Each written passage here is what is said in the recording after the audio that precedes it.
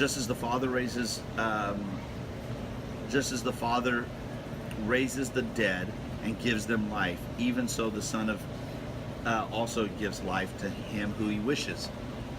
For not even the Father judges anyone, but he has given all judgment to the Son, so that all will honor the Son, even as they honor the Father.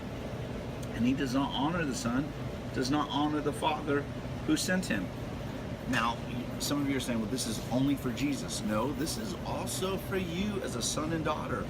When people are not honoring your sonship, when people don't honor your power and authority, they're not honoring the Father.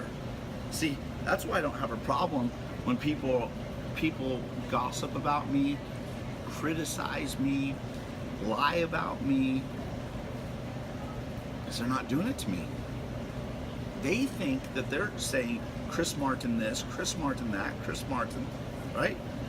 Use your name. They're saying your name, your name, your name, your name. Guess what? When you're walking as a son and daughter in power and authority, and you're walking out the strategies of heaven, they might not understand it, but when they come against it, they're not coming against you, they're coming against the Father. Ugh. That might change how some of you actually talk, because you've been coming against the Father for your whole life. You need to shut up. You need to stop talking, because you're coming against the Father and you don't understand why you're not getting ahead in life, but you've been coming against the Father. You've been trying to say, I'm a Christian, but you're coming against the Father. Why? Because you're coming against his son or his daughter. So stop it. Stop being a slave. Start being a son. Start being a daughter. Stop coming against the Father.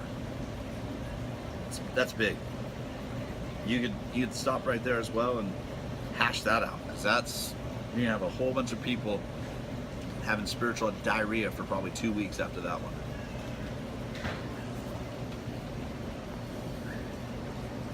And by the way, the Father's given all judgment to the Son, to sons, daughters. He's given us the ability to judge things. By the way, how do we judge? Out of love. I'll tell you when you're being judged by a slave. You want to know when you're being judged by a slave? When you're being judged out of fear, stealing, killing, and destroying, you're being judged by a slave. And that judgment is not right. How do you know you're being judged by a son? Because the judgment by a son is always out of love. Always. Always. A lot of you are victims of being judged, and you were judged by a spiritual person who maybe said some things right prophetically, and so because they got a few things right prophetically, you thought they're right in everything, and that's your fault. And I want to break that off you, because you don't need to live in that condemnation. You need to stop elevating men above your ability to be a son and daughter yourself, and know that you deserve words of love and affirmation. And sometimes words of love and affirmation will have correction, but it will have hope and faith connected to it. It will have a good thing for you, not condemning you, not destroying you. It will say, stop doing this to do this right so that you can prosper, you can have momentum, you can have authority, you can have power. Not saying that you're done. You know what I'm saying? So how will you know when judgment's right on your life? When it's done out of love. And by the way, as a son and daughter, you're called to judge. You're called to judge. Judge out of love. Okay.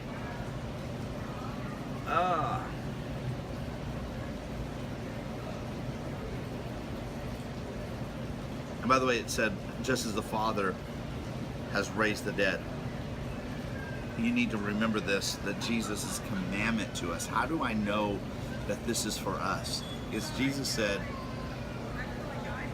cast out demons, raise the dead, heal the sick, cleanse leopards. I got that in the wrong order there. Heal the sick, cleanse the leopards, cast out demons, raise the dead. I believe that's the right order. You are called to raise the dead, both the spiritual dead, the physical dead. You are called to raise the dead emotionally. You are called to raise the dead financially. You are called to be Elijahs to valleys of dry bones. You're called to raise the dead. Relationships are dead. You're called to bring them back. That right there is an agenda. You could start looking at your whole life and go, oh, that relationship's all jacked up. Let me go after that and start raising it back up, giving it life again, speaking life into it. Oh, that ministry's dead. Let me start speaking life into that, raising that ministry back up. What if you started going around raising the dead again? I guarantee you what will happen is you'll start raising the dead in people spiritually, emotionally, physically, financially. The next thing that's going to happen is someone's physically going to be dead. Physically, their flesh is, they're going to die, and you're going to raise them up. And I don't know, I think I've raised 2 or 3 people up from the dead. I know one in our house, in our church, specifically. But that's what happens. You start raising the dead in different areas, and then it starts manifesting in every area. Go after it. Contend for it.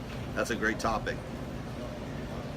But he has given all judgment to the Son, verse 23, so that all the will of the honor of the Son, even as the honor of the Father, he who does not honor the Son does not honor the Father who sent him.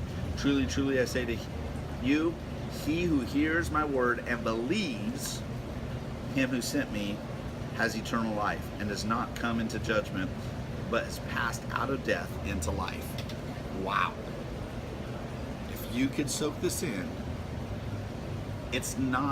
salvation's not as cheap as most Christian evangelists and TBN guys sell it to be. It's really resonating with the whole love of God, the wholeness, the fullness of the Word. That puts you into a place of eternal life and breaks both temporal death and eternal death off your life.